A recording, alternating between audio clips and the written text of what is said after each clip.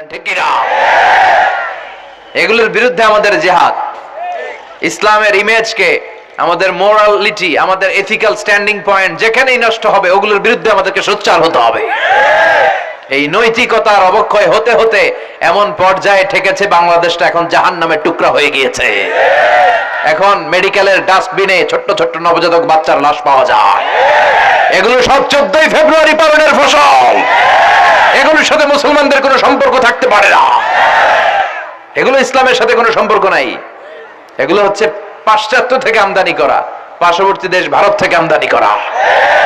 আমাদেরকে যে ইসলামের সুশীতল বাণী বিশ্বনবী শিখিয়েছেন, আমাদের জানিয়েছেন, দ্যাটস এনাফ ফর আস, এটাই আমাদের জন্য যথেষ্ট। এজন্য এই যুগটা হচ্ছে বিশ্বনবী বললেন ফিতনার যুগ। আখিরি জামানায় জ্বলন্ত আগুনের কয়লা নিয়ে হাতে রাখাটা সহজ হয়ে যাবে, কিন্তু ঈমান নিয়ে টিকে থাকা কঠিন হয়ে যাবে। আপনি চাইলেও ভালো থাকতে পারবেন না, আপনি হকের কথা চাইলেও বলতে পারবেন না। ঝুঁকি আছে না নাই? গুম আছে না নাই? ক্রস ফায়ার আছে না নাই? কে কোন দিক দিয়ে গুম টেরি পাওয়া যাবে না, কিন্তু এই হকের রাস্তা আমরা ছাড়বো না। বিশ্বনবী বললেন ফিতনা বেড়ে যাবে। আপনি হক হালাল মেনটেন করতে চান কিন্তু পারবেন না। আপনি ঘুষ খাবেন না, কি হবে? টেবিলের নিচ দিয়া ঘুষ, উপর দিয়া ঘুষ, সব জায়গায় ঘুষ। আপনার পাশে যে চাকরি করে সে খায় ঘুষ, ও খায় ঘুষ, নিচের কর্মচারী খায় ঘুষ, উপরের বসও খায় ঘুষ। কথা বলেন, আপনি চাইলেও পারছেন না। এজন্য বিশ্বনবী সবসময় দোয়া করতেন, আল্লাহ এই ফিতনা থেকে আমাদেরকে বাঁচাও। বিশ্বনবী পড়তেন আল্লাহুম্মা ইন্না নাউযু বিকা মিনাল ফিতান মা যাহারা মিনহা মা বাচান। হে আল্লাহ, প্রকাশ্য অপ্রকাশ্য সব ফিতনা থেকে তুমি আমাদেরকে বাঁচাও। চিল্লায় পড়েন আমিন। আওয়াজ করে আমার সাথে পড়েন আল্লাহুম্মা ইন্না নাউযু বিকা মিনাল ফিতান মা যাহারা মিনহা ওয়া মা বাচান। এর মানে হচ্ছে হে আল্লাহ, প্রকাশ্য অপ্রকাশ্য, দেখা যায় দেখা যায় না, এরকম সব ফিতনা থেকে তুমি আমাদেরকে বাঁচাও। তাহলে এই যে বিশ্বনবী বললেন কিয়ামতের আগে ফিতনা বেড়ে যাবে, এই আলামতটা সমাজে আছে না নাই?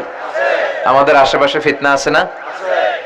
আচ্ছা, এরপর বিশ্বনবী বলেন খুরুজ মুদ্দাঈন নবুওয়া, কিয়ামতের আগ দিয়ে ভণ্ড নবী দাবিদার বেড়ে যাবে। বুখারীর বর্ণনায় বিশ্বনবী বললেন ততক্ষণ পর্যন্ত কিয়ামত হবে না যতক্ষণ না 30 জন ভণ্ড নবী দাবিদার বেরোবে। ভণ্ড নবী দাবিদার, একটাও নবী না। কুল্লুহুম কাযাবুন দাজ্জালুন, সবগুলো মিথ্যাবাদী, কাযাব আর দাজ্জাল। বিশ্ব নবী হচ্ছেন সর্বশেষ নবী। আমার নবীর পরে আর কোন নবী আসবে না, আমার রাসূলের পরে আর কোন রাসূল আসবে না। এই কথাটা যারা মানবে না তার ঈমান থাকবে না। মা কানা মুহাম্মাদুন আবা আহাদিম মির রিজালিকুম ওয়ালাকিন রাসূলুল্লাহি ওয়া খাতামান নাবিয়্যিন। মুহাম্মদ তোমাদের কোন ছেলেদের পিতা নয়, তিনি হলেন আল্লাহর রাসূল, তিনি হলেন শেষ রাসূল। খাতামান নাবিয়্যিন, সাইয়েদনা আদম থেকে শুরু করে নবী আসার যে ধারাবাহিকতা, এটা বিশ্ব নবীর মাধ্যমে এই চেইনটাকে কাট আপ করে দিয়েছে কে? আল্লাহ। আমার নবীর পরে কোনো নবী নাই। বিশ্বনবী বলতেন লা নাবিয়্যা বা'দি ওয়ালা রাসূলা, আমার পরে নবীও নাই রাসূলও নাই, তবে লাউ কানা বা'দি নাবিয়্যুন লাকানা উমর, আমার পরে যদি কেউ নবী হতো আমার সাহাবী ওমর নবী হয়ে যেত। প্রভু তুমি বলেছ রাসূল দেবে না, বলনি দেবে না ওমর, বলনি দেবে না হামজা তারিক, খালিদ বিজয়ী সমর। প্রভু তুমি বলেছ রাসূল দেবে না, বলনি দেবে না ওমর, বলনি দেবে না হামজা তারিক, খালিদ বিজয়ী সমর। প্রভু তুমি বলেছ রাসূল দেবে না। সুবহানাল্লাহ পড়েন। ওমর ফারুক নবী হয়ে যেত, এমন কোয়ালিটি ছিল। আসাদুহুম ফি আমরিল্লাহি উমর, আল্লাহর আইন বাস্তবায়নের ক্ষেত্রে গোটা বিশ্বের মধ্যে সবচেয়ে শক্ত ছিলেন সাইয়েদনা ওমর।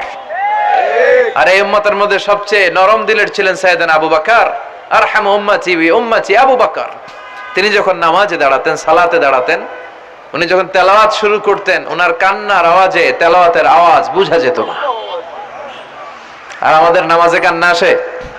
হ্যাঁ, নামাজে দাঁড়াইলে সারাদিন যেটা মনে পড়ে না ওটা নামাজে দাঁড়াইলে মনে পড়ে। আছে না নাই? নামাজেও দাঁড়ায়, আবার বিপিএল এ কি হইলো ওই টেনশন আছে না নাই? নামাজও পড়ে, আবার মাশরাফি কি আউট, এখন তো আবার উনি কি এমপি না, মাননীয় এমপি মাশরাফি। এমপি বললে কেমন জানে লাগে, শুধু মাশরাফি বলতে ভালো লাগে, কথা কন। তো উনি কি আউট নাকি ছক্কা, এই টেনশন গুলো আছে না নাই? এই তো আমাদের নামাজ। এই নামাজগুলো মিজানের পাল্লায় উঠালে কোনো ওজন হবে? কথা বলেন। বিশ্বনবী যখন সালাত পড়তেন, বিশ্বনবীর পা গুলো ফুলে, হাত্তা তাতাওয়াররামু খাদামা, টিউমার যেমনি ফুলে থাকে, বিশ্বনবীর পা গুলো ফুলে যেত। তাহাজ্জুদ পড়তে পড়তে দাঁড়িয়ে থাকতে থাকতে হাত দুইটা প্যারালাইজড হয়ে যেত, আর নাড়াতে পারে না। এরপরে তিনি হাত ছেড়ে দিতেন প্রশান্তির জন্য, এরপরে হাত ছেড়ে দিয়ে কেরাত পড়তেন, আবার যখন ভাল লাগতো আবার ধরতেন। সুবহানাল্লাহ পড়ে। আলী কারামাল্লাহু ওয়াজহার পায়ের ভেতরে এক যুদ্ধে তীর ঢুকে গেল। এই তীর টেনে বের করা যায় না, তীর টান দিলে উনি চিৎকার মারে, জখম হয়েছে অনেক ভিতরে। বিশ্বনবী বললেন, আরিহনা বিসসালাহ ইয়া বিলাল, আকিমিস সালাহ, বেলাল আজান দাও, নামাজ শুরু করি। নামাজ শুরুর আগে আরেক সাহাবীরে বললেন, আলী যখন জামাতের কাতারে দাঁড়াবে, তুমি নামাজে না দাঁড়িয়ে আলীর পায়ের সামনে যে ওই পায়ের তীরটা টান দিয়ে বের করবা। সুবহানাল্লাহ পড়েন। একামত হলো, বিশ্বনবী সালাত শুরু করলেন। বিশ্বনবীর কথা অনুযায়ী ওই সাহাবী যে আলী কারামাল্লাহু ওয়াজহার পা থেকে টান দিয়ে তীরটা বের করে নিয়ে আসলেন, ফিনকি দিয়ে রক্ত বের হলো, জায়গাটা রক্তে সয়লাভ, কিন্তু সাইয়েদনা আলী কারামাল্লাহু ওয়াজহা টেরই পায় নাই। সালাত শেষ, উনি দেখেন পায়ের মধ্যে তীর নাই, রক্তের সয়লাভ, যেখানে দাঁড়ালেন ওখানে খালি রক্ত। বিশ্বনবীরে বললেন, ও নবী আমার পায়ের তীর কই? বিশ্বনবী বললেন, আলী রে, আমি জানি তুমি যখন যায় নামাজের জন্য দাঁড়িয়ে যাও, দিন দুনিয়ার হুঁশ তোমার থাকে না, তোমার হৃদয়টা এখানে থাকে না, দেহটা এখানে থাকে, হৃদয়টা চলে যায় আল্লাহর আরশের উপরে। উনাদেরও নামাজ, আমাদেরও। সাহাবারা যখন মরুভূমিতে নামাজ পড়তেন, মরুভূমির পাখিগুলো এসে সাহাবাদের মাথার উপরে বসে যেত। পাখিগুলো মনে করতো এগুলো মরুভূমির খেজুর গাছটা হবে, কি হবে, কারণ নড়ে চড়ে না তো, আমাদের মতো এরকম দাড়ি চুলকা না, এরকম জামা ঠিক করে না, দাঁড়াইছে তো দাঁড়াইছেই। সুবহানাল্লাহ পড়েন। তো ইবাদতে এরকম আন্তরিকতা, একাগ্রতার দরকার আছে না নাই? বিশ্বনবীর পরে কোন নবী হবে না, কিন্তু বিশ্বনবী বললেন কিয়ামতের আগে এরকম অনেক ভণ্ড নবী দাবিদার বের হবে। বিশ্বনবীর সময়কালেই এক ভণ্ড নবী দাবিদার বের হয়েছিল, ওর নাম হচ্ছে মুসাইলামাতুল কাযযাব। এসে বলে, মুহাম্মদ আন-নবুওয়া নিসফুন লাকা ওয়া নিসফুন লি, তুমি একা নবী নও, নবুয়ত অর্ধেক তোমার অর্ধেক আমার, আমারটা আমারে বুঝায় দাও। বিষ্ণু বললেন, তোরে বুঝাই দেবো, আনতা লাস্তা মুসাইলামা ফাকাত, আনতা মুসাইলামাতুল কাযযাব, আজ থেকে তুই শুধু মুসাইলামা না, তুই ভণ্ড মুসাইলামা, তুই মিথ্যাবাদী মুসাইলামা। বিশ্বনবীর পরে এরকম আলজেরিয়াতে অনেক ভণ্ড নবী দাবিদার বের হয়েছে। এই যে ভারতবর্ষের ইন্ডিয়া পাকিস্তান, এখানে পাঞ্জাব একটা এলাকা আছে, নাম শুনছেন? গোলাম মির্জা গোলাম আহমদ কাদিয়ানি, এই বেয়াদবটাও নবুয়ত দাবি করেছে। নাউজুবিল্লাহ পড়তে পারলেন না? সে প্রথমে দাবি করছে আমি শেষ নবী, এরপরে সে দাবি করছে আমি ইমাম মাহাদি, এরপর সে দাবি করছে আমি ঈসা আল মাসিহ। এই ভণ্ডটার অনুসারী বাংলার জমিনে আছে না নাই? এদেরকে রাষ্ট্রীয়ভাবে কাফের হিসেবে আখ্যা দেওয়ার দরকার আছে না নাই? এত আন্দোলন হয়, এত কথা হয়, কিন্তু সরকারের টনক নড়ে না। এদেরকে রাষ্ট্রীয়ভাবে কাফের হিসেবে ঘোষণা দিতে হবে, সার্কুলার জারি করে চিল্লায় বলেন ঠিক কিনা? এরা মুসলমান নয়, কারণ আপনি শুধু লা ইলাহা মানলেই মুসলমান হতে পারবেন না, মুমিন হতে পারবেন না। বিশ্বনবীর উপর সাক্ষী দেওয়ার দরকার আছে না নাই? বিশ্বনবী শেষ নবী, ওনার পরে কোন নবীও আসবে না, কোন রাসূলও আসবে না, চিল্লায় বলেন ঠিক কিনা? এই বেয়াদবটা পায়খানা করতে যায় টাঙ্কি ভাঙ্গা গুয়ের টাঙ্কিতে পয়রা মরছে, শত শত বছরের ময়লা পায়খানাটার মধ্যে জমা, গু খাইতে খাইতে পেটটা হয়েছে এত বড়, আর পারে না। আল্লাহকে খা, জনমের খাওয়া। নবীরা যেখানে মারা যায়, নবীরা নিজে পবিত্র, যেখানে মরে ওই জায়গাটাও, কিন্তু বেয়াদবটা কই মরছে? হ্যাঁ, বাথরুমের টাঙ্কির ভিতরে। তো মেথর নিয়ে আসা হয়েছে, মেথর ভাইরা এসে রশি দিয়ে ওটারে উঠায়, কিছু দূর ওঠার পরে এত ওজন, রশি রশি ভাঙ্গে আবার দবাস করে পড়ে, আবার উঠায়, আবার পরে আল্লাহকে জনমের মতো ঘু খাইয়া নে। বিষ্ণুর সাথে বেয়াদবি করেছিস, তোর ইজ্জতের 12টা আমি বাজায় দিলাম। চিল্লা এখন ঠিক কিনা? যারাই বিষ্ণুনবীর সম্মান নিয়ে ঝিনিমিনি খেলেছে তাদের রেহাই দুনিয়াতেও নাই, আখেরাতেও নাই। এই মুসাইলামা দুনিয়াতেই অপমানিত হয়েছিল। সে বিষ্ণুনবীকে নকল করত, কপি করত, বেয়াদবি করত, স্পর্ধা দেখাতো। বিষ্ণুনবী কোন গাছের মধ্যে হাত লাগালে ওই গাছের ফলন বেড়ে যেত। সে বলতো আমি নবী। তার এলাকার লোকেরা বলে তাহলে বিশ্বনবী মুহাম্মদের মতো তুমি আমাদের এলাকার গাছে হাত লাগাও। সে কোন গাছে হাত লাগাইলে ওই গাছের সব ফল মরে যেত। বিশ্বনবী কোন লোনা পানির কুয়ার ভেতরে অজু করে কুলির পানি ফেললে ওই লোনা পানির কুয়া মিঠা পানির কুয়াতে পরিণত হতো। আর এই বদমাসটা যদি মিঠা পানির কোন কুয়ার মধ্যে কুলি ফেলাইতো ওইটা লোনা পানির কুয়া হয়ে যেত। বিশ্বনবী মদিনাতে আসার পরে মদিনার নিউ বর্ন বেবিদেরকে বিশ্বনবীর কাছে নিয়ে আসা হতো। বিশ্বনবী তাদেরকে তাহনিক করাতেন। তাহনিক মানে খেজুর হালকা একটু খেয়ে বিশ্বনবী লালা লাগিয়ে বিশ্বনবী লালা মোবারকটাই বাচ্চার ঠোঁটের মধ্যে বিশ্বনবী লাগিয়ে দিতেন। এখন বিশ্বনবী নাই, আলেমদের কাছে যাবেন, খতিব এলাকার বড় খতিব হুজুরের কাছে যাবেন, হাফেজ সাহেব হুজুরের কাছে যাবেন, হুজুর মধু খেয়ে বাচ্চার মুখে লাগাই দিবে। উনি যে সবসময় কোরআন পড়েন, ওনার সিনাতে যে কোরআন ওইটার বরকত আছে না নাই? বিশ্বনবী তাহনিক করতেন, খেজুর খেয়ে ওই লালা মিশ্রিত খেজুর বাচ্চার মুখে লাগিয়ে দিতেন আর বাচ্চার মাথায় হাত বুলিয়ে দিতেন। বিশ্বনবীর হাত মদিনার যে সমস্ত নবজাতক বাচ্চাদের মাথায় লেগেছে, বাচ্চাদের মাথার চুল বড় করে দিয়েছে কে? সেও বিশ্বনবীর মতো অ্যাক্টিং করত। তার কাছে নবজাতক বাচ্চা নিলে সেও তাহনিক করত। তাহনিক করার সাথে সাথে বাচ্চা বমি শুরু করে দিত। আর মাথায় হাত লাগায় দিলে মাথার চুল বাড়াতো, বড় কথা আজীবনে বাচ্চাগুলো টাক মাথা থাকতো। কি করতো? টাক মাথা। তার মানে বেয়াদবির পরিণাম, অপমান দুনিয়া থেকেই শুরু হয়ে যায়। তো বিশ্বনবী বললেন এই ভণ্ডদের আবির্ভাব শুরু হবে। আমাদের এই সমাজে ভণ্ড আছে না নাই? দোদেল বান্দা কালমা চোর, না পায় শ্মশান না পায় ঘোর, দিন থাকিতে আয়রে পথে ছাইড়া দে ভণ্ডামি, ভণ্ডামি ভণ্ডামি ভণ্ডামি, ছাইড়া দে ভণ্ডামি। নামাজ কালাম পড়ে না, ইবলিশ শয়তানের নানা। আছে না এরকম? ইসলামের লেবাস লাগায়, দাড়ি রাখে, চুল বড় রাখে, জট পাকায় রাখে, রোজা নাই, নামাজ নাই, পরিচ্ছন্নতা নাই, আতর নাই, গোসল নাই। আছে না নাই? এরকম ভণ্ড পীর আছে না নাই? হক্কানি পীর যারা, তাদের বিরুদ্ধে আমার কোনো কথা নাই। কারণ এদেশে অনেক লক্ষ লক্ষ হিন্দুরা এই হাক্কানি পীরদের হাতে হাত রেখে কালিমা পড়ে মুসলমান হয়েছে। তাদেরকে আমরা সাপোর্ট করি। আমাদের বিরুদ্ধাচারণ আর হুঙ্কার হচ্ছে ভণ্ডদের বিরুদ্ধে। এই দেশে এত ভণ্ড পীর, এই দেশে যত ভণ্ড পীর আছে অনেক দেশের জনসংখ্যাও এত নাই। কথা বলেন? অনেক ভণ্ড পীর আছে সারা বছর নাকি গোসল করে না, বছরে করে একবার, ওই গোসলের পানি মুরিদরা খায় সব সাবার। আছে না নাই? এগুলোর সাথে আমাদের কোনো সম্পর্ক বিশ্বনবী বললেন এরকম ভণ্ডদের আবির্ভাব সমাজে হবে কিয়ামতের আগে। এই আলামতটা সমাজে আছে না নাই? দেখেন বিশ্বনবী যাই বললেন অক্ষরে অক্ষরে মিলে যায়।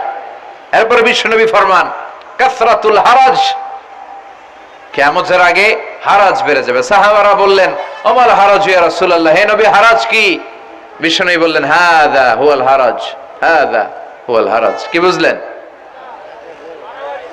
মারামারি, কোপাকুপি, যুদ্ধ। আছে না নাই? আমরা কি যুদ্ধ চাই? যুদ্ধ নয় আরে যুদ্ধ নয়, নয় আর কোন তাজালা, সেই পৃথিবী আমাদের সকল মানুষের হোক নিরাপদ আবাস, সেই পৃথিবী আমাদের সকল মানুষের হোক নিরাপদ আবাস। We don't want to see any war in the whole world. We don't want to see any war in the whole world. ঠিক কি না? আমরা কোনো যুদ্ধ দেখতে চাই না, মারামারি দেখতে চাই না, অন্যায় হত্যাকাণ্ড বিচার বহির্ভূত কোন হত্যাকাণ্ড আমরা এদেশে দেখতে চাই না। কিন্তু বিশ্বনবী বললেন কিয়ামতের আগে এগুলো বেড়ে যাবে। বিশ্বনবী বললেন যে হত্যা করবে সে জানবে না কেন আমি হত্যা করলাম। এরকম হত্যা দেশে আছে না নাই? উপরের নির্দেশ, উপরের টেলিফোন, শুট করো, পোশাকি বাহিনী পিস্তল আছে, শুট করে দিল, কিন্তু কেন সে মারলো ওই সৈনিক জানে না। এরকম আছে না নাই? আবার যে নিহত হইল সেও জেনে মরতে পারলো না যে আমি কেন বললাম। কথা কন। আহা, এই বাংলার বিভিন্ন নদীতে, মাঠে ঘাটে হাত বাঁধা, পা বাঁধা, চোখ বাঁধা, বস্তাবন্দি করা লাশ পাওয়া যায় কি যায় না? এই দুনিয়ায় তারা বিচার পায় নাই, কিন্তু এগুলোর বিচার আছে না নাই? এগুলোর বিচার যদি না থাকতো, the worldly life will be a joke. এই পৃথিবীটা একটা জোকিং হইতো, জোকিং। জোক করার জন্য আল্লাহ পৃথিবী বানায় নাই। যেগুলোর বিচার এই জমিনে আমরা পাই নাই, সেগুলোর বিচার আখিরাতে হবে। সেদিন হবে আসল বিচার, সেদিন হবে ফাইনাল খেলা।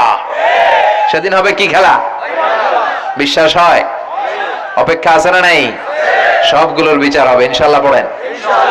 আপনার জমি মেরে খাইছে, দুনিয়ায় বিচার পান নাই, আহকামুল হাকিমিনের বিচার আছে না নাই?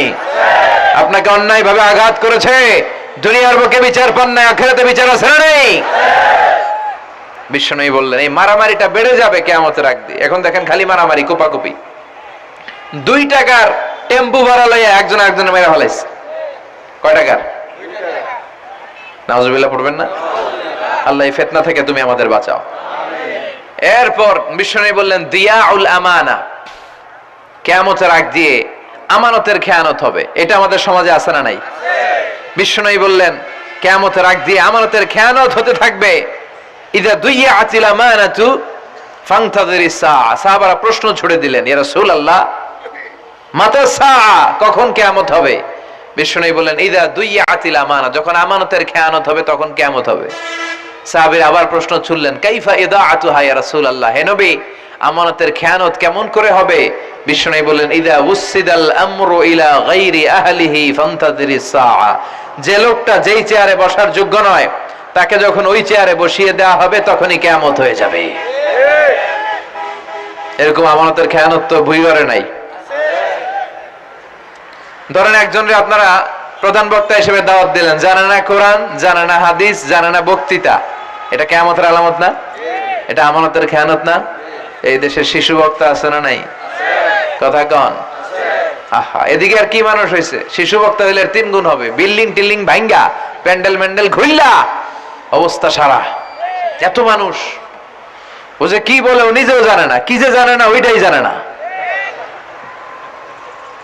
সবকিছুর একটা বয়স আছে। তোমাকে পড়াশোনা করতে হবে, তোমাকে ডিগ্রি অর্জন করতে হবে, তোমাকে জানতে হবে, তোমাকে বিশ্লেষণ করার, অ্যানালাইসিস করার ক্ষমতা রাখতে হবে। ছোট বাচ্চা যদি মুরব্বির মতো কথা বলে আমরা এটার বেয়াদব বলি। আপনারা বই করে কি বলেন? বেয়াদব। পাশে খতিব সাহেব হুজুর, এখানে হাফেজ সাহেব হুজুর, এখানে ইমাম সাহেব হুজুর, এখানে কামিল মাদ্রাসার প্রিন্সিপাল, এখানে জগৎ বিখ্যাত মুহাদ্দিস, আর সে বেয়াদবের মতো পায়ের উপর পা তুলে আঙ্গুল নাড়িয়ে নাড়িয়ে কথা বলে। এটা কিয়ামতের আলামত।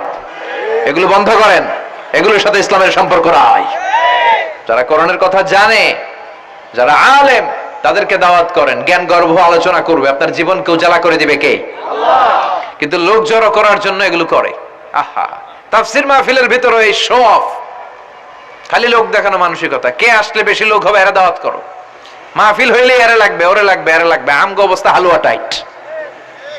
15,000 দাওয়াত ইনভাইটেশনের মধ্য থেকে 90টা প্রোগ্রাম রেখেছে এই বছর। 15,000। এটা কিয়ামতের আলামত না? সুবহানাল্লাহ কয়। আর এটা কিয়ামতের আলামত কেন? আমারে লাগবে কেন? আপনার এলাকায় মুহাদ্দিস নাই? আপনার এলাকায় মুফাসসির নাই? মিজানুর রহমান আজহারীকে লাগবে কেন? মিজানুর রহমান আজহারী যেখানে সুযোগ হবে 2-4 জায়গায় প্রোগ্রাম করবে। এখন তো ইউটিউবে সব দেখা যায় যে এত চ্যানেল, অনেক মাহফিলে এত শ্রোতাও নাই।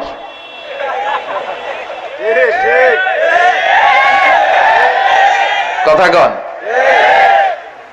এখন কোথাও যেতে পারি না। আজকে এয়ারপোর্ট থেকে আসার পথে, এয়ারপোর্ট থেকে বের হইতে লাগতেছে আধা ঘন্টা।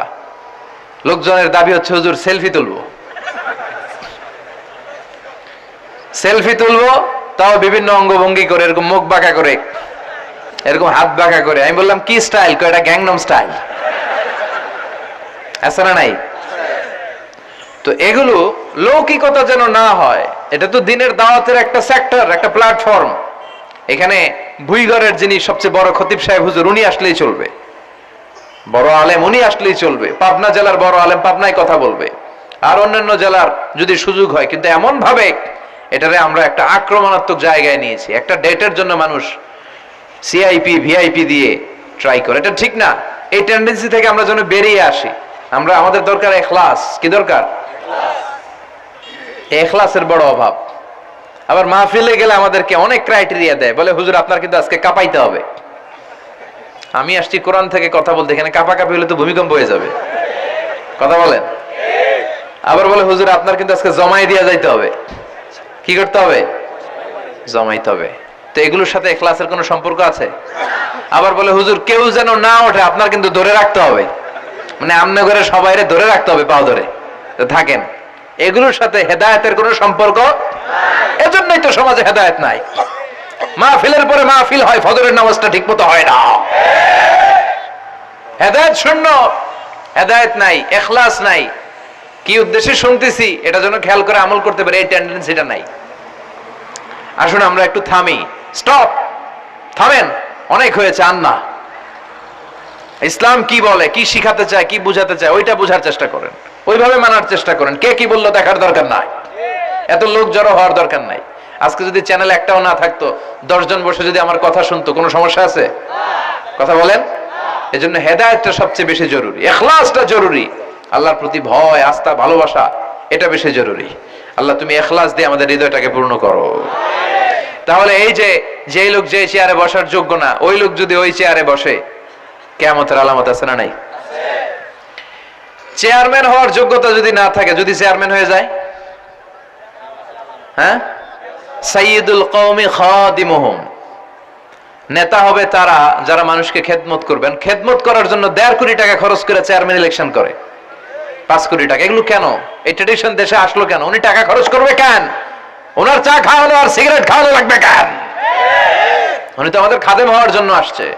উনি জনপ্রতিনিধি হয়ে দাঁড়াবে, যাকে আপনারা পছন্দ করবেন ভোট দিবেন না। হাজার হাজার কোটি টাকা, শোডাউন, সব আছে না নাই? কিয়ামতের আলামত। মসজিদের সভাপতির সাথে মসজিদের কোনো সম্পর্ক নাই, আছে না নাই? সব সভাপতিকে আমি এক পাল্লায় মেপে দিচ্ছি না, বেশিরভাগের এই অবস্থা। ভালো দু একজন আছে, আমি জেনারেলাইজ করছি না। সভাপতি তো হবেন তিনি যার সাথে মসজিদের দরদ বেশি, মায়া বেশি, মসজিদে যায় বেশি, ঠিক কিনা? এখন বছরে ওনার একবার খুঁজে পাওয়া যায় না, উনি সভাপতি, উনি সেক্রেটারি, উনি ক্যাশিয়ার, আছে না নাই? তার মানে উনি এখানে বসার যোগ্য ছিল না, ওনারে বসানো হয়েছে। যেই লোক যেই চেয়ারে বসার যোগ্য নয়, তারা যখন ওই চেয়ারে বসিয়ে দেওয়া হবে, বিশ্বনবী বললেন তখনই কিয়ামত হয়ে যাবে। কিয়ামতের আলামত আমানতের খেয়ানত, এটা অনেক বড় বিষয়। আমার সম্পদ আছে, এই সম্পদটা আল্লাহর দেয়া, আমার কাছে আমানত। আমার শক্তি আছে, এই শক্তি আমানত। যুবক যারা আছো, তোমাদের যৌবনটা আল্লাহর দেয়া, তোমাদের কাছে সবচেয়ে বড় নেয়ামত এবং আমানত। তোমরা এখন চাইলে অনেক কিছু করতে পারো। তোমাদের একটা সদিচ্ছা তোমাদের এলাকাটারে জান্নাতি বানিয়ে দিতে পারে। তোমরা চাইলে সাগরের স্রোতকে পাল্টে দিতে পারো, বাতাসের গতিকে উল্টে দিতে পারো, তোমরা ইতিহাস রচনা করতে পারো। বিশ্বনবী যখন তোমাদের মতো যুবক ছিল, তিনি হালাফুল ফুদুল, যুব সঙ্গ করেছেন। গানের কনসার্ট করে নাই, যাত্রাপালা করে নাই, নাচানাচি করে নাই।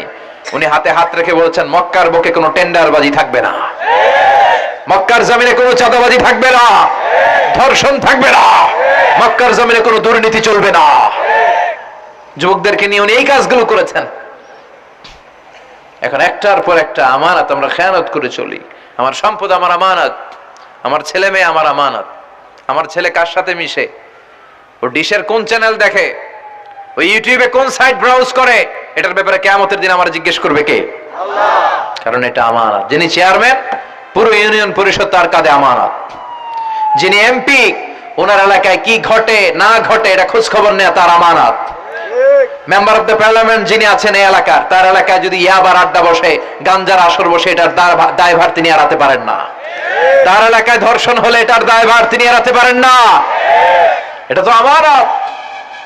যিনি মন্ত্রী, পুরো মন্ত্রণালয় এটা তার কাঁধে আমানত। যিনি মাননীয় প্রধানমন্ত্রী, আমার 56,000 বর্গ মাইলের প্রতিটা ইঞ্চি মাটি তার হাতে আমানত। এটা অনেক বড় বিষয়। আর মুমিনের বৈশিষ্ট্য হচ্ছে ওয়াল্লাযীনা হুম লিআমানাতিহিম ওয়া আহদিহিম রাউন। যারা বিশ্বাসী তারা কথা দিয়ে কথা রাখে আর আমানতের খেয়ানত করে না। এজন্য আমানত পূর্ণ করতে রাজি আছেন?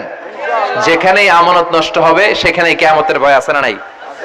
দেখেন বিশ্বনবী কত চমৎকার করে দার্শনিকের মতো বলে গেলেন, যাই বলে গেলেন তার পুরোটাই সমাজের সাথে মিলে যায়।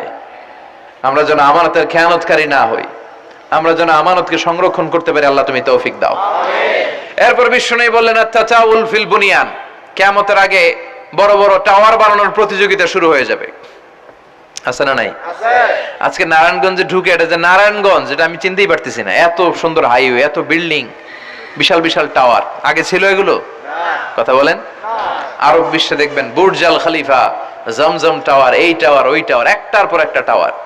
বিশ্বনবী বললেন কাবার পাশে যে পাহাড়গুলো আছে, শুনতেছেন?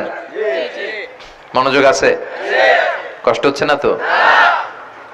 কাবার পাশে যে পাহাড়গুলো আছে, কাবার পাশের টাওয়ারের উচ্চতা যদি পাহাড়ের চেয়ে উঁচু হয়ে যায়, ফাআলাম ফাইন্নাল আমরা কদ আযাল্লাক, জেনে রাখো কিয়ামত বেশি দূরে নাই, কিয়ামতের ছায়া তোমার উপরে ছায়া দিচ্ছে। এখন মক্কা শহরের পাহাড়ের চেয়ে হাইট বেশি এরকম বিল্ডিং আছে না নাই? কাবা ঘরের পাশেই তো একটা আছে, জমজম টাওয়ার, 120 তলা উঁচু। দি মাক্কারাল ক্লক টাওয়ার 120 তলা, বিশাল বড় ঘড়ি লাগানো, এগুলো সব কিয়ামতের আলামত। ওর 5 তলা, আমার লাগবে 10 তলা। ওর 2টা গাড়ি আছে, আমার লাগবে 4টা গাড়ি। ও তাহাজ্জুদ পড়ে, আমারও যে পড়তে হবে ওই টেনশন নাই। ওর মেয়ে হেজাব পরে, আমার মেয়েটারও হেজাব পড়াবো ওই চিন্তা নাই। ওর ছেলে নামাজে যায়, আমার গাঞ্জা খট্টারও নামাজি বানাবে এই টেনশন করে না। খালি সম্পদ কেমনে বাড়াবে, দুনিয়াবি চিন্তা। এই পৃথিবীটা একটা ধোঁকা। ভুইগরের ভাইরা, এই পৃথিবীটা একটা ধোঁকা। একটু থামেন, sit down and think about death. মৃত্যু সম্পর্কে ভাবেন। The most certain thing in our life is death. আমাদের জীবনের সবচেয়ে সুনির্দিষ্ট নিশ্চিত বিষয়টা হচ্ছে মরণ। মরা লাগবেই, চলে যেতে হবেই, ঠিক কিনা?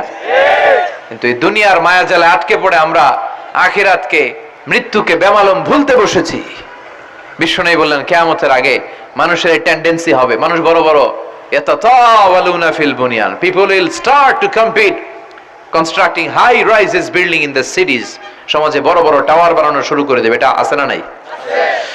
এরপর বিশ্বনবী বললেন যুহুরুন নিসা আল কাসিয়াত আল আরিয়াত আল মাইলাত আল মুমিলাত, কিয়ামতের আগে পোশাক পরিহিতা নেকেড উলঙ্গ নারীদের সংখ্যা বেড়ে যাবে। ভুইগরে মাশাআল্লাহ সব পর্দা মেইনটেইন করে, আশা করি। হ্যাঁ, স্থানীয়রা পর্দা করে, আলহামদুলিল্লাহ, আল্লাহ তুমি কবুল করো। কিন্তু গোটা বাংলাদেশের দৃশ্য কি ভুইগরের মতো? না, ভয়ঙ্কর। বিশ্বনবী বললেন কাসিয়াত আল আরিয়াত আল মাইলাত আল মুমিলাত, পোশাক পরিহিতা উলঙ্গিনী, মানে বোরকাও পড়বে, বোরকাওয়ালি। তিনি বোরকা পড়েন কিন্তু টাইট ফিটিং বোরকা, আছে না নাই? তো এতে আপনি, আমার মায়েরা, আমার বোনেরা, আমি আপনাদেরকে সবসময় সম্মান দিয়ে কথা বলার চেষ্টা করি, একটু বোঝেন। এই যে আপনি টাইট ফিটিং এর বোরকাটা পরলেন, এতে লাভটা হলো কি? আপনার দেহের উঁচু নিচু ভাঁজ টের পাওয়া যায়, আপনার সৌন্দর্য প্রকাশ পেয়ে যায়।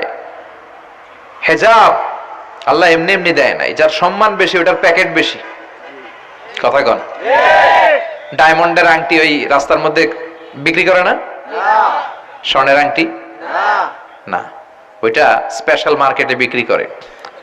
কোন মার্কেটের সামনে পুলিশ রাইফেল নিয়ে দাঁড়ায় থাকে না, কিন্তু স্বর্ণ মার্কেটের সামনে রাইফেল আছে না নাই? ভিতরে স্পেশাল সিকিউরিটি আছে না নাই? গ্লাস ফিটিং করা, ওইখানে সিকিউরিটি আলাদা, স্পেশাল লকার আছে না নাই? কারণ এটার দাম বেশি, তাই এটার পর্দা বেশি, প্যাকেট বেশি। সুবহানাল্লাহ পড়েন। নারীদেরকে তো ইসলাম মর্যাদা দিয়েছে। বিশ্বনবী বলেছেন দুনিয়া কুল্লুহা মাতা ওয়া খায়রু মাতা'আদ দুনিয়াল মারআতুস সালিহা, দুনিয়ার সব হলো সম্পদ, আর এই সব সম্পদের মধ্যে সবচেয়ে দামি সম্পদ হচ্ছে নেককার নারী। সুবহানাল্লাহ। এদের পেটগুলা খনি। এই নেককার নারীগুলো যদি হেজাব মেইনটেইন করে, এই পেটগুলো থেকে আল্লাহওয়ালা বেরোবে, নাজমুস সাকিব বেরোবে, কারি আহমদ বিন ইউসুফ আল আজহারি বেরোবে, বড় বড় মুফাসসিরে কোরআন বেরোবে। আর যদি হেজাব না করে, জি বাংলা স্টার জলসা নিয়ে মশগুল হয়ে থাকে, হ্যাঁ, টেন্ডারবাজ, চাঁদাবাজ, ডাকাত, এগুলো বেরোবে। ওজনে কম দিবে, খাদ্যে ভেজাল দিবে, মাছে ফরমালিন দিবে, গাঞ্জার টাকার জন্য লাথি মেরে মারে ঘর থেকে বের করে দিবে। এজন্য নারীরা, আমার বোনেরা, আপনারা অনেক সম্মানিতা, নিজেদের সম্মান সম্পর্কে সচেতন হন। এই হেজাব আপনার অধিকার, এই হেজাব নারীর অহংকার, হেজাব নারীর আভিজাত্যের প্রতীক, হেজাব নারীর রুচির প্রতীক। আপনার রুচিটা কেমন আপনার পোশাক দেখে বোঝা যায়, কথা কন। যে মেয়েটা হিপ হপ স্টাইলে চলাফেরা করে, গ্যাংনং স্টাইলে, এই মেয়েটারে ইফটিজিং করার সুযোগ আছে না নাই? কিন্তু যে হেজাব মেনটেন করে যেই নারীরা চলে, এদেরকে দেখলেই একটা সম্মান চলে আসে। কি ভুল বললাম? একটা সম্মান আসে না? আপনাদের সম্মানটা আপনারা রাখবেন। বিষ্ণু বললেন যুহুরুন নিসাল কাসিয়াতাল আরিয়াতাল মাইলাতাল মুমিলাত, কিয়ামতের আগে পোশাক পরিহিতা উলঙ্গিনী নারী বেরোবে। লা ইয়াজিদনা রিহাহা লা ইয়াদখুলনাল জান্নাতা ওয়া লা ইয়াজিদনা রিহাহা, এই নারীগুলো জান্নাতে তো প্রবেশ করবেই না, জান্নাতের ঘ্রাণও নাকে লাগবে না। ওয়া ইন্না রিহাহা তুজাদু মিন মাসিরাতি 500 সানা, আর জান্নাতের ঘ্রাণ 500 বছর দূরের রাস্তা থেকেও টের পাওয়া যায়। খেয়াল করে বুঝেন, এখান থেকে জান্নাতে পৌঁছতে আরো 500 বছরের রাস্তা। কয় বছরের? এত দূরে থাকতেই জান্নাতের সুবাতাস এসে আপনার নাকে ধাক্কা লাগবে। সুবহানাল্লাহ পড়বেন না? এই নারীগুলো জান্নাতে যাবে না, জান্নাতের ঘ্রাণও পাবে না। এজন্য বাবা যারা এসেছেন সচেতন হন। আপনার মেয়ে চাইলেই যে কোনো ড্রেস আপনি তাকে কিনে দিতে পারেন না। মায়েরা যারা আমার কথা শুনছেন, আপনার মেয়ে আবদার করবে, সে তো ছোট, সে কি বুঝে। কিন্তু দেখবেন অনেক বিয়ের অনুষ্ঠানে আমি দেখেছি, মায়ের বয়স হচ্ছে 60, মায়ের হাত মোজা পা মোজা, বোরকা লাগাইছে 2টা, পাশে ষোড়শী অষ্টাদশী তন্নি সুন্দরী সুস্নিগ্ধা এক মেয়ে, বয়স মাত্র 18, ওর বুকে ওন্না নাই, ওটা গলায় শোভা পাচ্ছে। এই 60 বছরের বুড়া মহিলার দিকে কেউ তাকাবে? ওনার তো ডেট এক্সপায়ার্ড, ডেট এক্সপায়ার্ড, ওনার সৌন্দর্য যা ছিল সব শেষ। তার দিকে তাকাবে না, তার উঠতি বয়সের তরুণ মেয়েটার দিকে অনেকে তাকাবে, কারণ এটা জেনেটিক্যাল একটা ইস্যু। একটা পুরুষ একটা নারীর দিকে জেনেটিক্যালি আকৃষ্ট হবে, এটাই স্বাভাবিক, ঠিক কি না?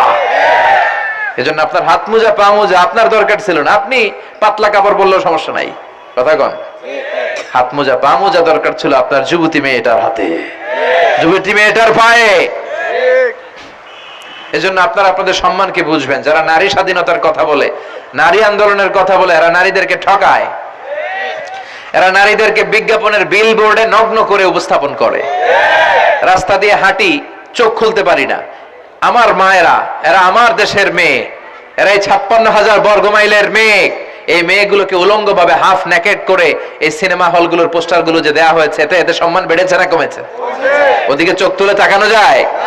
এজন্য নারী স্বাধীনতার কথা যারা বলে, এদের কথায় ফাঁদে পা দিবেন না। এরা আপনাদের সম্মান বাড়াতে চায় না, এরা আপনাদেরকে বিলবোর্ডে উঠাতে চায়, আপনাদেরকে উলঙ্গ করে রূপালী পর্দায় উঠাতে চায়, টিভির পর্দায় আপনাদেরকে নেকেড করে উপস্থাপন করতে চায়।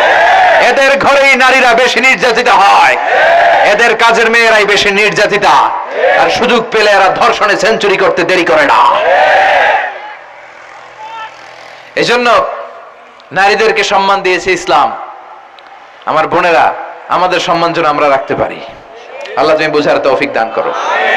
এরপরে বিশ্বনবী বললেন, ইতাআতু যাওজা ওয়া উকুকুল কিয়ামতের আগে বিয়ে করার পরে ছেলেগুলো মাকে ভুলে গিয়ে স্ত্রীর পেছনে পেছনে দৌড়াবে, স্ত্রীর আনুগত্য করবে। এরকম নমুনা আছে না নাই? বই ঘরে আছে? হ্যাঁ, মুরব্বী অনেক পজিটিভ, মাশাআল্লাহ। সবকিছু ইউনিক, কিছু কিছু অথবা নাই। এদিক থেকে আওয়াজ আসতেছে আছে, হয়তো কিছু কিছু আছে, কিছু কিছু নাই। জেনারেলাইজ করা ঠিক হবে না। তো এই জন্য মাকে ভুলে যাওয়া যাবে না। মায়ের দোয়া বড় দোয়া, মায়ের দোয়া সবার আগে কবুল। বুলেট মারলে বুলেট মিস হয়, মায়ের দোয়া মিস হয়? খবরদার। স্ত্রী চলে গেলে নতুন স্ত্রী পাওয়া যায়, মা মরে গেলে মা পাওয়া যায়? তাই বলে আমি বলছি না আপনার স্ত্রীকে ডিভোর্স দেন না, বুঝান, মাকেও বুঝান, স্ত্রীকেও বুঝান, বুঝানোর চেষ্টা করেন। সমাজের এখন সবচেয়ে বড় সমস্যাটা হচ্ছে শাশুড়িরা চায় আমি ডমিনেট করব, আমার এতদিনের গড়া সংসার। বউ এসে কয় না, আমি আইছি মাগার, আমি সব খায় হলাম। আছে না নাই? এই যে সবাই ডমিনেট করতে চায়, এটা সমস্যা। সমাধানটা কি? সমাধানটা হচ্ছে আমাদের শাশুড়ি যারা আছে সমাজের, তাদের উচিত বৌমাটারে নিজের মেয়ের মতো মনে করা। নিজের মেয়ের যেখানে বিয়ে দিছে ওইখানে কিন্তু খুব খোঁজ নেয়, মা তোর কি অবস্থা, তোর কষ্ট হইলো কিনা, ইত্যাদি ইত্যাদি। কিন্তু ছেলের বউ করে যারা আনছে এর দিয়ে ইচ্ছে মতো কাজ করা, এরকম ডাকাত আছে না নাই? ডাবল স্ট্যান্ডার্ড, এটা ঠিক না। আর বৌমা যারা আছেন, ঘরের বৌমা, এরা শাশুড়িকে একটু মায়ের মতো মনে করেন না? কারণ একদিন আপনিও শাশুড়ি হতে চলেছেন, একদিন আপনিও শাশুড়ি হবেন। রং ধরা যৌবন জং ধরে শেষ, আপনারও ছেলে হবে, এই ছেলের বিয়ে করাতে হবে, এই ছেলের বউ এসে আপনার ঘরে তাই করবে আপনি আপনার শাশুড়ির সাথে যা যা করেছেন। এই ছোট্ট হিসাবটা বুঝতে চায় না। শাশুড়ির উচিত বৌমাকে নিজের নিজের মেয়ের মতো করে আদর করা, যত্ন করা, আর বৌমাদের উচিত শাশুড়িকে মায়ের মতো সেবা করা। এই মিউচুয়াল আন্ডারস্ট্যান্ডিংটা থাকলে কোনো ঘরে আর ঝগড়া হবে? শাশুড়ি বৌমা, আল্লাহ সবাই তুমি কবুল করো। তো কিয়ামতের আগে মারে ভুলে যাবে, মাকে ভুলে গিয়ে স্ত্রীর পেছনে পেছনে দৌড়াবে। খবরদার, খবরদার। আপনি নামাজি হতে পারেন, মুসল্লি হতে পারেন, হাজী সাহেব হতে পারেন, কিন্তু মা যদি বদদোয়া দেয় আপনার সব শেষ, দুনিয়াও শেষ, আখিরাতও শেষ। মায়ের মর্যাদা বাবার চেয়ে 3 গুণ বেশি। হামালাতহু উম্মুহু, কারণ বাবা পেটে ধরে নাই, পেটে ধরছে কে? ওয়াহানান আলা ওয়াহান, 8 মাস 10 মাস এই বোঝাটা বাবা বহন করে নাই, করলো কে? ফিসালুহু ফি আমাইন, 2 বছর বাবা দুধ খাওয়ায়নি, দুধ খাওয়ালো কে? মায়ের এক ধার দুধের দাম কাটিয়া গায়ের চাম, পাপস বানাইলেও ঋণের শোধ হবে না, এমন দরদি ভাবে কেউ হবে না আমার মাগো। ঠিক কিনা? লাউ কাতা'তা জিলদাক, আপনার গায়ের চামড়া কেটেও যদি মায়ের পায়ের জুতা বানিয়ে দেন, কি বানিয়ে দেন? কি দিয়ে? গায়ের চামড়া দিয়ে। এই যে 2 বছর যে দুধ খাইলাম, এই দুধের 1 ঢোক দুধের সুদটাও আদায় হবে না। এজন্য খবরদার, মাকে যেন আমরা ভুলে না যাই। মা দোয়া করতে দেরি, ওই দোয়া কবুল হতে। আমরা ছোটবেলায় যে কত কষ্ট দিয়েছি, সবচেয়ে বেশি কষ্ট যখন দিয়েছি মাকে, ওই স্মৃতিগুলো আমাদের মনে পড়ে না। আপনার বয়স যখন 1 বছর, আপনি স্মৃতি হাতরে এত দূর যেতে পারবেন? 1 বছর বয়সে কি কি কষ্ট দিয়েছিলেন মনে আছে? মানুষের বয়স যখন 2, 3, 4 হয়, 4-5 বছর বয়সে তখন তার কথাগুলো খেয়াল থাকে। কিন্তু সবচেয়ে কষ্ট কিন্তু মাকে বাবাকে আমরা দিয়েছিলাম যখন আমাদের বয়স 1-2 বছর ছিল। আর মায়ের পেটের ভেতরে যখন ছিলাম তখনও কষ্ট দিয়েছি কি দেই নাই? এক একটা লাথি যখন মেরেছে আমার মা বেহুশ হয়ে যেত। আমাকে আপনাকে জন্ম দিতে যে আপনাদের মা কতটা কষ্ট করেছেন খেয়াল করে শুনেন। চিকিৎসা বিজ্ঞানীরা বলে একজন সুস্থ মানুষ 45 ইউনিট পেইন, মানে ব্যথা, একসাথে সহ্য করতে পারে। ব্যথার তীব্রতা, সিভিয়ারনেস যদি এর চেয়ে বেড়ে যায়, হয়তো লোকটা বেহুশ হয়ে যাবে, না হয় মরে যাবে। কিন্তু আমার আর আপনার মা আমাকে আর আপনাকে জন্ম দিতে যে ওই ডেলিভারি যখন দিয়েছিল, 57+, 57 ইউনিটেরও বেশি ব্যথা তিনি সহ্য করেছিলেন। যেটা কোনো অ্যাক্সিডেন্টে আমাদের দেহে প্রত্যেকের 206টা হাড্ডি, কোন সড়ক দুর্ঘটনায় আপনার দেহের 20টা হাড্ডি একসাথে টাস টাস করে ভেঙে গেলে যত ব্যথা, তার চেয়েও বেশি ব্যথা। যেন খবরদার, খবরদার, মাকে যেন আমরা ভুলে না যাই। মায়ের দোয়া যেন নেই। কখনো যদি মায়ের সাথে বেয়াদবি করে থাকি, আমরা যেন মাফ চেয়ে নেই। রাজি আছি তো যুবকেরা? রাজি আছি সবাই? আমরা সবাই মায়ের দোয়া নিব। মায়ের দোয়া ছাড়া কেউ জীবনে সফল হতে পারে? মা যার চলে গেছে তারা জানে মা না থাকার কি জ্বালা। হ্যাঁ, মায়ের কথা মনে পড়ে না? যখন রাত্রি নিঝুম, এই চোখে ঘুম, একলা শূন্য ঘরে, তোমায় মনে পড়ে মাগো, তোমায় মনে পড়ে, জানি তোমার দোয়া পেলে উঠব সকল বাধা ঠেলে, তোমার দোয়া সকল কাজে ঝরছে মাথায় পড়ে, তোমায় মনে পড়ে মাগো, তোমায় মনে পড়ে, যখন রাত্রি নিঝুম, এই চোখে ঘুম, একলা শূন্য ঘরে, তোমায় মনে পড়ে মাগো, তোমায় মনে পড়ে। ঠিক কিনা? আমরা যারা মা হারা, বাবা হারা, আল্লাহর কাছে আমরা কামনা করি, আল্লাহ আমাদের বাবা মাকে তাদের কবরগুলোরে তুমি জান্নাতের টুকরা বানিয়ে দাও। তো বিশ্বনবী যেটা বললেন এটাও আমাদের সমাজে পাওয়া যাচ্ছে, ঠিক কিনা? এরপর বিশ্বনবী বললেন যুখরুফাতুল মাসাজিদ ওয়াত তাবাহি বিহা, কিয়ামতের আগে মসজিদ নিয়ে অহংকার শুরু হয়ে যাবে, মসজিদ নিয়ে দলাদলি, ভুই ঘরে মাশাআল্লাহ এগুলো নাই। ওই মসজিদ টাইলসের মসজিদ, আমরা এসি লাগামো, ওইটাতে 3 তলা করছে আমরা 5 তলা করবো, ডিজাইন করব এগুলা, কিন্তু আমরাও যে নামাজ পড়বো এই চিন্তা নাই। কথা কোন? মসজিদের সৌন্দর্য হচ্ছে মুসল্লি দিয়ে, কি দিয়ে? কিন্তু আমাদের মসজিদগুলো মুসল্লি শূন্য। ফজরের সালাতে বেহাল দশা, কথা বলেন, জোহরের সালাতে বেহাল দশা, আসরের বেহাল দশা, মাগরিবে একটু বাড়ায় আসে আবার বেহাল দশা, কথা বলেন। এজন্য মসজিদে গিয়ে সালাত পড়তে হবে। মসজিদ নিয়ে বাড়াবাড়ি করা যাবে না, দলাদলি করা যাবে না। মসজিদকে আমরা এত ডিজাইন করি, এটাও নিষেধ। মসজিদের সামনের দেয়ালে ঘড়ি টড়ি লাইটিং ফাইটিং এগুলো যত কম দেয়া যায়, তাহলে দৃষ্টিটা ওইদিকে যাবে না। লাইট টাইট সবকিছু পেছনে হবে, যার ঘড়ি দেখা দরকার পেছন থেকে দেখে নিবে, সামনের জায়গাটা হবে ফ্রেশ। কিন্তু এরকম মসজিদ বাংলাদেশে খুঁজেই পাওয়া যায় না, কথা বলেন। বিশ্বনবীর মসজিদ ছিল, বুখারীর বর্ণনা, ওয়া কানা সাকফুল মসজিদে জারিদুন নাখাল, বিশ্বনবীর মসজিদে নববীর ছাদ ছিল খেজুর পাতা দিয়ে তৈরি, ডালা দিয়ে তৈরি ছাদ। আর মসজিদে নববীর ফ্লোর ছিল বালুর ফ্লোর, বৃষ্টি হলে কাদামাটি হয়ে যেত। বিশ্বনবীর সাহাবীরা বর্ণনা করেন, রাআইতু রাসূলুল্লাহ সাল্লাল্লাহু আলাইহি ওয়াসাল্লাম ইয়াসজুদু ফিল মাই ওয়াত তিন, কাদামাটির উপরে বিশ্বনবী সিজদা দিচ্ছেন, নামাজ পড়ছেন। সালাম ফিরিয়ে বিশ্বনবী যখন সাহাবীদের দিকে মুখ ফিরিয়ে বসে তাসবিহ পড়তেন, সাহাবারা বর্ণনা করেন, রাআইতু আসারা তিনি ফি জাবহাতি, বিশ্বনবীর কপাল মোবারকে আমরা কাদার মাটি দেখতে পেয়েছি। আর আমাদের মসজিদে খালি টাইলস। কই তোরা ঢাকায় টাইলস, আমরা উজবেকিস্তান থেকে টাইলস নিয়ে আসুন, আছে না নাই? এজন্য মসজিদ দিয়ে যেন আমরা দলাদলি না করি, মসজিদটার যেন হেদায়েতের মার্কাজ বানায়। রাজি আছেন তো? বাচ্চাদেরকে মসজিদে যেতে দিবেন, আমি সব জায়গায় বলি। অনেক মুরব্বীরা আছে বাচ্চাদেরকে মসজিদে ঢুকতে দিতে চায় না, আছে না নাই? বাচ্চা ঢুকাইলে রেগে যায়। রেগে যান কেন? ওর বয়স তো আপনি মসজিদের দিকে আসার খান নাই, মসজিদের দিকে উল্টায় পরে আসারও খান নাই। ও আসতে যাচ্ছে, আসতে দেন। বাচ্চারা মসজিদে আওয়াজ করবে, এতে কোনো সমস্যা নাই, বাচ্চারাই তো আওয়াজ করবে, আপনি করবেন? বাচ্চারা লাফালাফি করলে ভাল লাগে, 80 বছরের বুড়া মানুষ লাফ দিলে ভাল লাগবে? কথা কন, বিশ্রী দেখা যাবে। বাচ্চারা এরকম লাফালাফি করবে।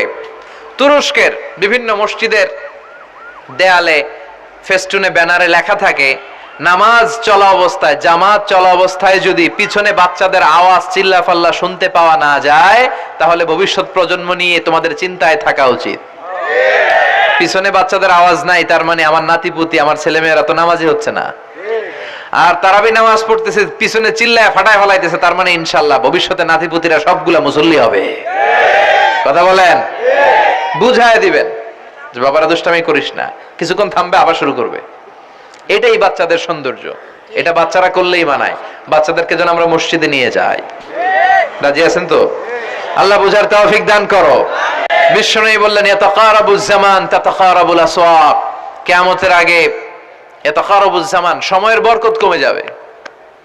1 বছর মনে হবে 1 মাস, 1 মাস মনে হবে 1 সপ্তাহ, 1 সপ্তাহকে মনে হবে 1 দিন। এই যে 4 বছর ধরে এখানে তাফসীর হয়, তাই না? কথা কন। গত বছর আসছিলেন কারা কারা? হাত তোলেন। আসছে তো কম না, ভালোই আসছিল, হাত নামান। এই যে গত বছর ওয়াজ শুনে গেলেন, এই বছর আবার আসলেন, আপনাদের কি মনে হয় যে 1 বছর চলে গেছে? মনে হয় যে অল্প কয়েক মাসের ব্যবধানে এই বছরটা ঘুরে যেন আবার চলে আসলো, এরকম মনে হয় না? বরকত উঠায় নিচ্ছে কে? কথা বলেন। এরপর খাবারের স্বাদ উঠায় নিচ্ছে কে? আগে খাবারের যে স্বাদ ছিল এখন এটা আছে? আগে ইলিশ মাছ রান্না করলে যে ঘ্রাণ হতো, এখন এই ঘ্রাণ পাওয়া যায়? আগে শোল মাছের ঝোল রান্না করলে যে স্বাদ হতো, আগে চিংড়ি মাছ রান্না করলে যে স্বাদ লাগতো, এখন এই স্বাদ পাওয়া যায়? সব তুলে নিল কে? দেখেন বিশ্বনবী যা যা বললেন তার প্রমাণ সমাজে আছে না নাই? শুনতেছেন না? কষ্ট হচ্ছে? আর 2-1টা আলামত শুনবেন, শেষ করে দেই। শুনবেন আর কয়েক মিনিট? বিশ্বনবী বললেন, তাসলিমুল খাসা, কিয়ামতের আগে লোকজন শুধু পরিচিতদেরকে সালাম দিবে, অপরিচিতদেরকে সালাম দিতে চাইবে না। এরকম আছে না নাই? এই মুরব্বী চাচারে চিনি, চাচা আসসালামু আলাইকুম, চিনি আসসালামু আলাইকুম, ওদিকে চিনি আসসালামু আলাইকুম, কিন্তু অন্য একটা এলাকায় গেছি, ওখানে কাউরে চিনি না, সালামও দেই না। বাসে উঠছেন, কাউরে চিনেন না, সালাম দেন না, এরকম আছে না নাই? তো সালাম কি যাদেরকে চিনেন এদের জন্য? কথা কন। আলা মান আরাফতা ওয়া মান লাম তারিফ, যাকে চিনো সালাম দাও, যাকে চিনো না তাকেও দাও। আল বাদিউ বিস সালাম, বিশ্বনবী বললেন আগে আগে দাও। আল বাদিউ বিস সালাম বারিউম মিনাল কিবর, আগে আগে যে সালাম দেয় তার হৃদয় থেকে অহংকার মুক্ত করে দেয় কে? আল্লাহ। অহংকার মুক্ত হওয়ার দরকার আছে না নাই? যার হৃদয়ে যাররা পরিমাণ অহংকার থাকবে সে জান্নাতে প্রবেশ করতে পারবে না। কথা বলেন। এজন্য আমরা আগে আগে সালাম দেব। ভুইঘরের ভাইয়েরা ছোটরা বড়দেরকে দিব, বড়রা ছোটদেরকে দিব, হাজবেন্ড ওয়াইফকে দিব, ওয়াইফ হাজবেন্ডকে দিব। রাজি আছেন তো? আজকে যারা স্বামী যারা আসছেন বাড়িতে যেই ভাবির আগে সালাম দিবেন। রাজি আছেন? কথা কয় না, আওয়াজ ছোট হয়ে গেছে। পারা যাবে? আপনি আগে সালাম দিবেন, এটা দেখে আপনার স্ত্রী লজ্জা পেয়ে আপনার আগে দিবে, এগুলো দেখে বাচ্চারা সালাম শিখে ফেলবে। সুবহানাল্লাহ কইবেন না? আমরা কি চাই না আমাদের ফ্যামিলিগুলো এরকম সুন্দর হোক? আমরা কি চাই না আমাদের ফ্যামিলিগুলো জান্নাতি হোক? এরপরে বিশ্বনবী বললেন খুতাবুকুম তাবিলা সালাওয়াতুকুম কাসীরা, কিয়ামতের আগে খুতবাগুলো লম্বা হবে আর সালাতগুলো খাটো হয়ে যাবে। এই যে বক্তব্য লম্বা, নামাজ হয়ে যায় খাটো, আছে না নাই? হুজুর ওয়াজ করেন, ওয়াজ টেস্ট লাগে, নামাজ টেস্ট লাগে না, আছে না নাই? এশার নামাজে পড়ে না, ফজর নামাজে পড়ে না, রাত 2টা পর্যন্ত ওয়াজ শুনে, আছে না নাই? এরকম করা যাবে না। নামাজ কামাই করা যাবে না। সবার আগে হবে নামাজের হিসাব। নামাজের হিসাব ঠিক তো আপনার পুরো আমলনামা ঠিক। নামাজে ভেজাল তো সব জায়গায় ভেজাল। প্রথম হিসাব নেওয়া হবে এই সালাতের, খবরদার। এরপরে বিশ্বনবী বললেন লা ইউকসামুল মিরাস আলা ওয়াজহিন সাহিহ। বিশ্বনবীর হাদিস থেকে এরকম বর্ণনা পাওয়া যায়, এর মাফহুম হচ্ছে লা ইউকসামুল মিরাস আলা ওয়াজহিন সাহিহ, সহিহ পদ্ধতিতে মিরাজ বণ্টিত হবে না। লিযযাকারি মিসলু হাযযিল উনসায়াইন, সব বাবাদেরকে আল্লাহ বললেন উত্তরাধিকারের বন্টন নীতি তুমি মেনে ছেলে মেয়েদের মধ্যে বন্টন করে দিবা। ছেলেরে দিবা যদ্দূর, মেয়েরে দিবা অর্ধেক। কার আইন? আল্লাহ। কথা বলেন, আইনটা কার? ছেলেরে যদি 2 লাখ দেন, মেয়েরে 1 লাখ। চিল্লায় বলেন, ছেলে 2 লাখ পেলে মেয়ে কয় লাখ? 1 লাখ। ছেলে 4টা বাড়ি পেলে মেয়ে কয়টা বাড়ি? 2টা। অনেক বাবা আছে মেয়েরা কয় মা তোর বাইরে সব দিয়ে দিলাম, তোর লেগে দোয়া করে দিলাম। হাত তুলছে এমনি। মেয়ের লেগে কি করে দেয়? আর ভাইরে সব দিয়ে দেয়। এগুলো ডাকাত। এগুলো কি ভুই ঘরে? মাশাআল্লাহ এরকম ডাকাত টাকাত নাই। দোয়া তো আপনি সবাইরই করবেন। ছেলে যেটা প্রাপ্য দিয়ে দেন, মেয়ে যেটা প্রাপ্য দিয়ে দেন, তারপরে হাত তুলে দোয়াও করে দেন। কথা বলেন।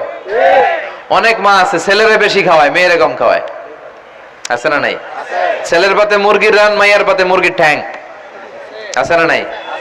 দেখবেন ওই মা বাবার হয়তো অনেক সময় শেষ কালটা ছেলের বাড়িতে কাটে না, কাটে মেয়ের বাড়িতে, আছে না নাই? কারণ প্রকৃতির একটা মায়ের, আছে না নাই? শেষ মাইরটা আল্লাহ দিবে। শেষ মাইরটা কার? আল্লাহ ছাড় দেয়, ছেড়ে দেয় না। আল্লাহ কি দেয়? কি দেয় না? আল্লাহর সব মনে থাকে। আল্লাহ শেষ খেলাটা খেলে দিবে। চিল্লায় বলেন ঠিক কি না? বাবা মা যারা আছেন সাবধান, উল্টাপাল্টা করেন না। এগুলো নিয়ে কত বিচার যে আমাদের কাছে আসে, কত মাসালা যে আসে। কেন করেন এগুলো? সমানভাবে আপনি ইনসাফ করেন, কিয়ামতের দিন আপনার বিচার করার সময় আল্লাহ আপনার উপর ইনসাফ করবে। আপনি ঠকাবেন, আল্লাহ আপনার 14 গোষ্ঠী উদ্ধার করে ছাড়বে। তিনি ভুলে যান না, তিনি ছাড় দেন, ছেড়ে দেন না। এজন্য মিরাসের যে বন্টন পদ্ধতি, আমরা যেন ইসলামের দেয়া পদ্ধতি অনুসরণ করি। আল্লাহ তৌফিক দাও। কিয়ামতের আগে ভূমিকম্প বেড়ে যাবে, আছে না নাই? কিয়ামতের আগে আত্মহত্যা বেড়ে যাবে, আছে না নাই? কিয়ামতের আগে ঢোল বাদ্য নাচানাচি বেড়ে যাবে, আছে না নাই? বাংলা মায়ের একতারা সুর কতই ভালোবাসি, দোতারা সুর কতই ভালোবাসি, বাজারে ঢোল বাজারে বাসি। বিশ্বনবী বললেন বুইস্তু আন উকাসসিরাল মাযামির, আমি ঢোল বাদ্য তবলা হারমোনিয়াম এগুলোরে ভেঙে মাটির সাথে গুড়িয়ে দেওয়ার জন্য এসেছি।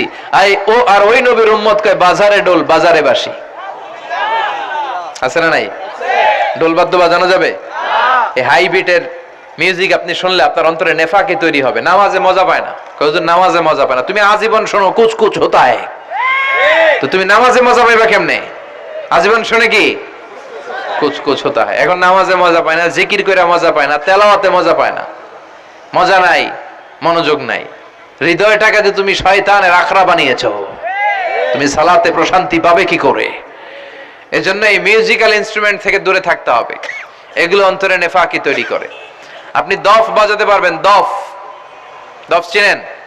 ঢোলের দুই দিক আটকানো, দফের এক দিক আটকানো এক দিক খোলা, এটা বাজিয়ে আপনি নাশিদ পরিবেশন করতে পারবেন, সমস্যা নাই। বিশ্বনবী বিয়ের ক্ষেত্রে বলেছেন আলিনু আন নিকাহ বিদ-দুফুফ, এই দফ বাজিয়ে দফের ব্যান্ড পার্টি করে বিয়ের ঘোষণা দিয়ে দাও। ঈদের দিন বিশ্বনবী শোয়া, কিন্তু ছোট্ট মেয়েরা এসে দফ বাজিয়ে নাচ গান করতেছে, ছোট মেয়েরা। সাইয়েদনা আবু বকর দেখে রেগে গেলেন, আমিজবারু শাইতানি ফি বাইতি রাসূলিল্লাহ, আল্লাহর নবীর ঘরে শয়তানের বাদ্য।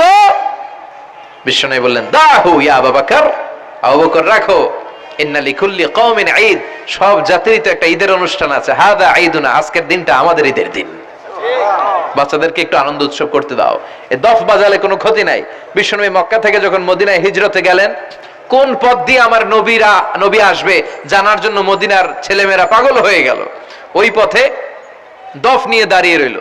বিশ্বনবী সাইয়েদনা আবু বকরকে নিয়ে আগমন করলেন, ওরা তালা আল বাদরু আলাইনা বলে বিশ্বনবীর ওয়েলকাম জানালো। সুবহানাল্লাহ পড়েন, তালা আল বাদরু আলাইনা মিন সানিয়াতিল ওয়াদা ওয়াজাবা আশ-শুকরু আলাইনা মা দাআ লিল্লাহি দা আইয়ুহাল মাবউসু ফিনা جئت من أمر المطاب جئت شرفت المدينة مرحبا يا خير دا طلع البدر علينا من ثنيات الوداع وجب الشكر علينا ما دعا لله دا পড়েন আল্লাহু আকবার। আমরা যেন এই সুস্থ সংস্কৃতির প্রচার প্রসার করতে পারি। ইসলাম বিনোদনে নিষেধ করে নাই, কিন্তু বিনোদন শুড বি হালাল বিনোদন, ঠিক কিনা? আপনি অসুস্থ সংস্কৃতির চর্চা করলে ওইটা আল্লাহ অ্যাকসেপ্ট করবে না। সংস্কৃতিটা হতে হবে সুস্থ সংস্কৃতি। আল্লাহ তুমি তৌফিক দাও। বিষ্ণুবী যা যা বললেন, ভুইঘরের ভাইয়েরা, তার প্রতিটি আমাদের আশেপাশে চোখের সামনে পেছনে আছে না নেই? এটা ফিতনার যুগ। কিসের যুগ? এই যুগে আমানতের খেয়ানত হবে, এই যুগে নারীরা বেপরদা হয়ে চলাফেরা করবে, এই যুগে নিজের ঈমান বাঁচানো কঠিন হয়ে যাবে। এই কঠিন বিপদের সময় আমাদেরকে বাঁচাতে পারে দুইটা জিনিস। কয়টা জিনিস? চিল্লায় বলেন কয়টা? দুইটা জিনিস শুধু আমাদেরকে বাঁচাতে পারে। এক হচ্ছে আল্লাহর কোরআন, দুই হচ্ছে বিশ্বনবীর সুন্নাহ, ঠিক কিনা? এই দুইটা জিনিসকে মারির দাঁত দিয়ে আঁকড়ে ধরে রাখতে হবে, তাহলে সে পথভ্রষ্ট হওয়ার কোনো সুযোগ। This Quran and Sunnah hour way to জান্নাহ, ঠিক কিনা? আওয়াজ করে আমার সাথে পড়েন, কোরআন and Sunnah hour way to জান্নাহ। আওয়াজ বাড়ায় দেন, পড়েন, কোরআন and Sunnah hour way to জান্নাহ। এই কোরআন সুন্নাহ আপনাকে জান্নাতের ওয়েতে উঠায় দিবে, রাস্তায় উঠায় দিবে। এই কোরআন সুন্নাহর সাথে যেন আমরা সম্পর্ক বাড়াই, তাফসির মাহফিলগুলোতে যেন বেশি বেশি যাই, এলাকায় যেন ইসলামী হালাকা তৈরি করি, প্রশ্নোত্তর পর্ব তৈরি করি, এতে করে নিজেরা যেন সমৃদ্ধ হই, কোরআন সুন্নাহর সাথে যেন সম্পর্ক বাড়াতে পারি। আল্লাহ তুমি তৌফিক দাও। আর জোরে করে আমিন। যারা এই লম্বা সময় আমার বক্তব্য শুনলেন, সবাইকে আমি আন্তরিকভাবে শুকরিয়া জানাই। যারা এই প্রোগ্রামের অ্যারেঞ্জ করেছেন তাদেরকে আমি শুকরিয়া জানাই। এই যে শুরু হয়েছে ওঠা বসা, বসেন, এগুলো আপনারা শিখছেন কোথায়? 2 ঘন্টা আলোচনা শুনে এরপরে ওঠা বসা শুরু করে দেয়। এই কথাগুলো আমরা বলি, এত পরিবর্তনের কথা বলি, শৃঙ্খলায় যদি শিখতে না পারলাম তাহলে কি ইসলাম শিখলাম? ইসলাম তো শৃঙ্খলার অপর নাম, ঠিক কিনা? শৃঙ্খলা নাই, ওখানে ইসলামের কিছুই পালন হয় নাই, ঠিক কিনা? বসেন, আমরা একসাথে বিদায় নিব। যতগুলো কথা বলেছি কোরআন সুন্নাহর আলোকে বলেছি, বানিয়ে বলি নাই। তারপরে আমার মনের অজান্তে কোনো মিস ইনফরমেশন যদি আমার মুখ ফসকে বেরিয়ে যায়, সেগুলো যেন আল্লাহ তাআলা আমাদের স্মৃতিপট থেকে মুছে দেয়, আমরা পড়ি আমিন। সত্য, সুন্দর, কল্যাণকর, হকের পক্ষে যা বলেছি তার সবটুকুন যেন আল্লাহ তাআলা প্রথমে আমাকে আমলের তৌফিক দান করে এবং আপনাদের সবাইকে আমলের তৌফিক দান করে, আমরা পড়ি আমিন। আমাদের এই সময় ব্যয় করাটা, গভীর রাত পর্যন্ত বসে রইলাম, এটাকে যেন আল্লাহ আমাদের নাজাতের ওয়াসিলা বানায়। আল্লাহ যেন আমাদের হৃদয়টারে নরম করে, আল্লাহ যেন আমাদের গুনাহগুলো মাফ করে, আমরা যেন ইসলামের পথে আরো এক ধাপ এগিয়ে যেতে পারি। আল্লাহ তৌফিক দান করো। আমাদের ঘরগুলোরে আল্লাহ তুমি জান্নাতের বাগান বানাও। শাশুড়ি বউয়ের মধ্যে যে দ্বন্দ্ব, এগুলো দূর করো। আমাদের ছেলে মেয়েগুলোরে মানুষের মতো মানুষ বানাও। আমরা যেন আব্বা আম্মার খেদমত করতে পারি, দোয়া নিতে পারি, তৌফিক দাও। আল্লাহ যুবকদেরকে তুমি সাইয়েদনা ওমরে ফারুকের মতো, সাইয়েদনা হামজার মতো কবুল করো। ভুইঘর কাজীপাড়া যুব সমাজ ও এলাকাবাসীকে আমি আবারও আন্তরিক ধন্যবাদ এবং শুকরিয়া জানিয়ে আমার বয়ান শেষ করছি। সুবহানাকাল্লাহুম্মা বিহামদিকা আশহাদু আল্লা ইলাহা ইল্লা আনতা আস্তাগফিরুকা ওয়া আতুবু ইলাইক।